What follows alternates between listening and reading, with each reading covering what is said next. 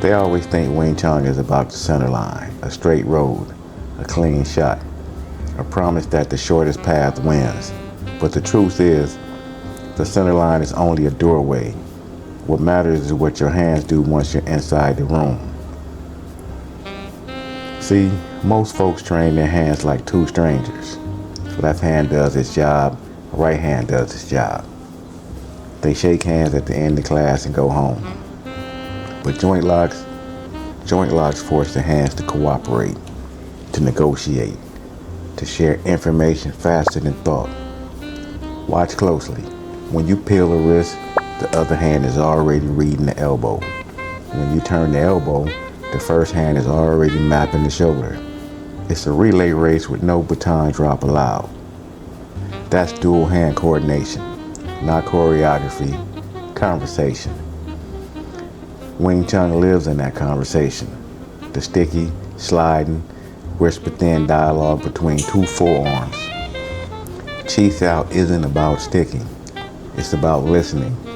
And joint locks, they're the punctuation marks, the commas, the full stops, the moments where the hands agree on the truth of the structure. Look at this lock. Freeze it in your mind. One hand controls the wrist, that's the anchor. The other hand turns the elbow, that's the steer. Anchor and steer. Two roles, one intention. That's dual hand coordination in its purest form. Most fighters try to solve problems with one hand at a time.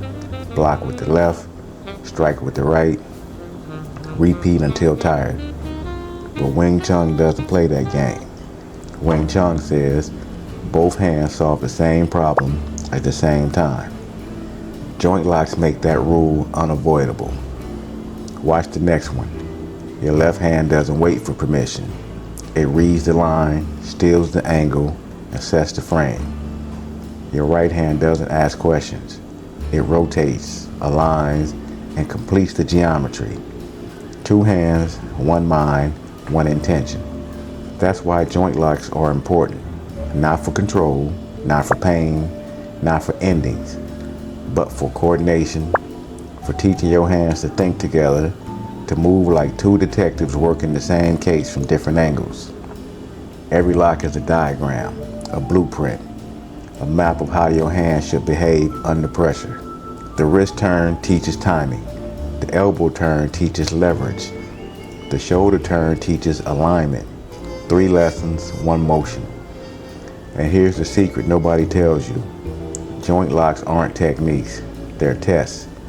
Tests of whether your hands can share attention, share direction, share intention, share responsibility.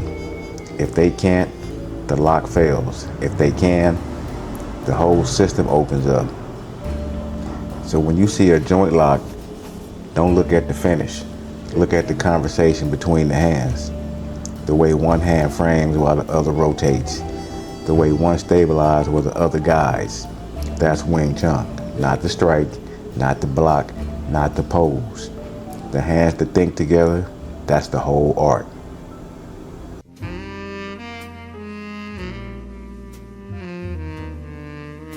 Kid, that's nice and all. Real poetic. Real Sunday school stuff.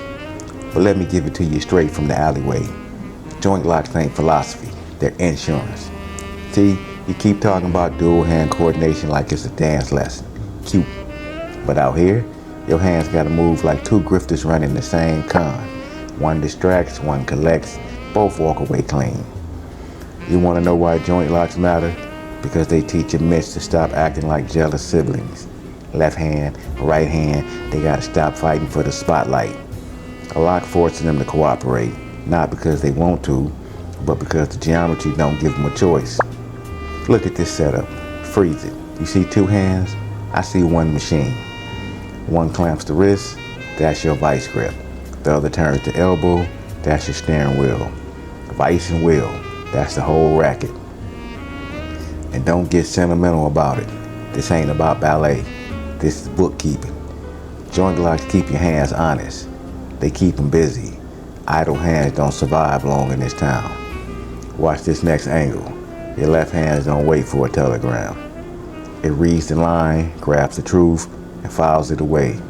Your right hand, it don't ask permission. It rotates, aligns and signs the paperwork.